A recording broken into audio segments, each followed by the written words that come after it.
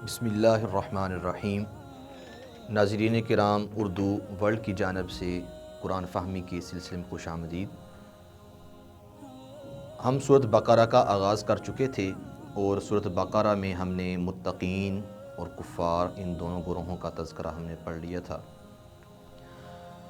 اللہ تعالیٰ نے متقی لوگوں اور کافر لوگوں کے بعد اللہ تعالیٰ نے جن کا ذکر کیا ہے وہ ہیں منافقین، اور 13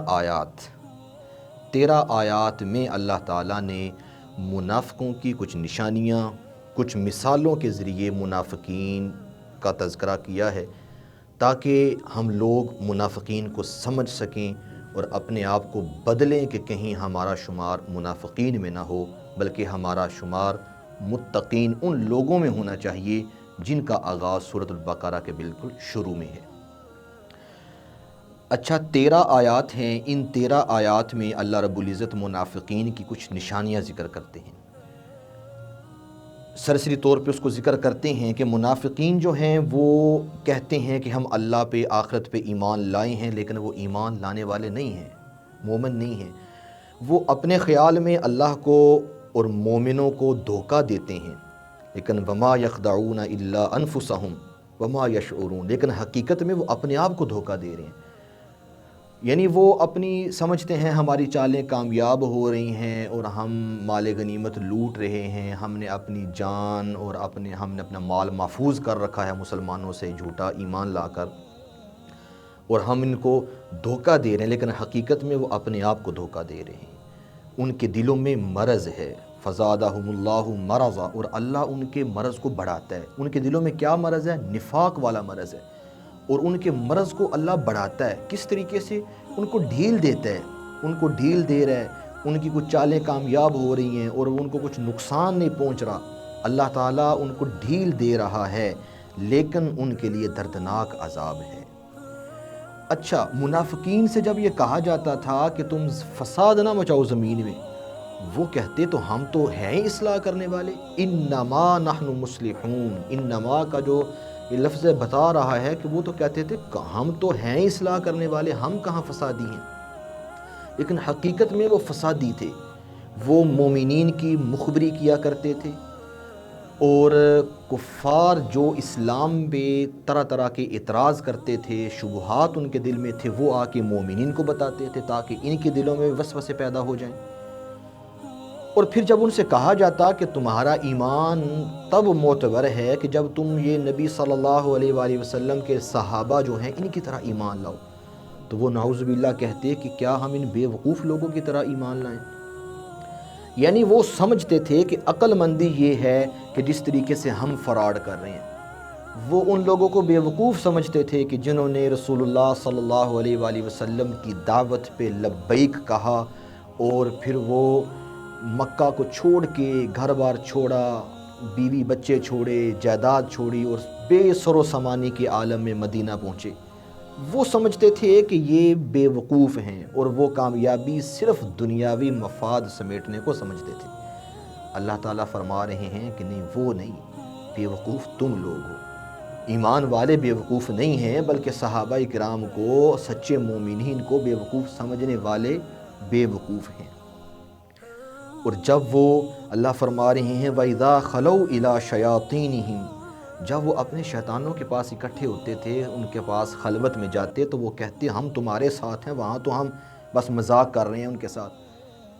یہاں شیاطین کا جو لفظ ہے یہ انسانوں کے لیے استعمال ہوا ہے کہ جو انسانوں میں ان کے بڑے بڑے جو گرو تھے ان کے پاس جب جاتے ہیں تو ان کو یہ بات جا کے یہ کہتے تھے۔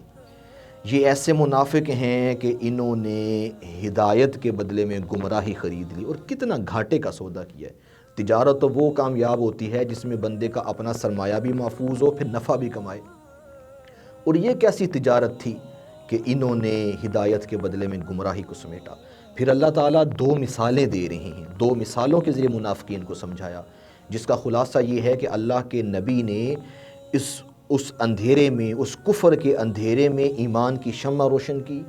جو ایمان والے تھے انہوں نے اس کو دیکھ لیا، سمجھ لیا، لیکن یہ منافقین تھے، انہوں نے اس روشنی سے کچھ بھی حاصل نہیں کیا۔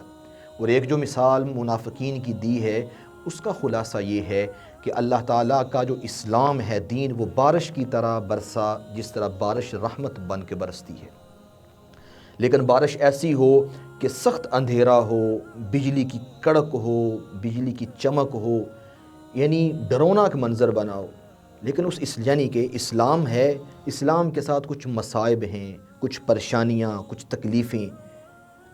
یہ منافق جو ہیں یہ کیا کرتے تھے کہ جب دیکھتے کہ کچھ فائدہ حاصل ہو رہا ہے مال غنیمت وغیرہ کا تو تھوڑا سا اسلام کے ساتھ، مسلمانوں کے ساتھ چلتے، لیکن جب دیکھتے کہ ہماری جو خاندانی عصبیت ہے اس پہ جو زد پڑ رہی ہے تو فوراً پیچھے ہٹ جاتے۔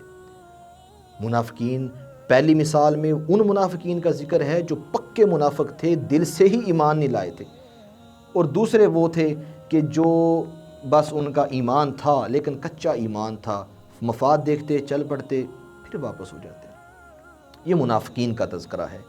اب منافق وہ بندہ ہوتا ہے کہ جس کے دل میں اور بات ہو اور باہر اور بات ہو، یعنی شرعی اصطلاح میں وہ بندہ ہے کہ جس نے ظاہری طور پہ تو ایمان لایا لیکن حقیقت میں وہ ایمان نہیں لایا۔ اب دیکھیں منافق کس طرح ہم پہچانیں گے؟ اللہ کے نبی صلی اللہ علیہ وآلہ وسلم کے دور میں وحی تھی، وحی کے ذریعے ہم منافقین کو پہچان سکتے تھے کہ یہ منافق ہے۔ دوسرا منافق کو پہچاننے کا طریقہ یہ ہے کہ ایک بندہ ایسا ہے، اس کا قول یا فعل، اس اپنے قول یا فعل سے کسی قطعی اسلامی عقیدے کے خلاف بولے، کسی اسلامی فعل کا مذاق اڑائے، تو یہ بھی نشانی ہے کہ وہ نفاق کی طرف چل رہا ہے۔ یہاں مختصر سی بات ہے، حضرت شاہ ولی اللہ رحمۃ اللہ علیہ نے کتاب اللہ کے حوالے سے منافقوں کا ذکر کرتے ہوئے 2 قسم کے نشانی ذکر کی ہیں۔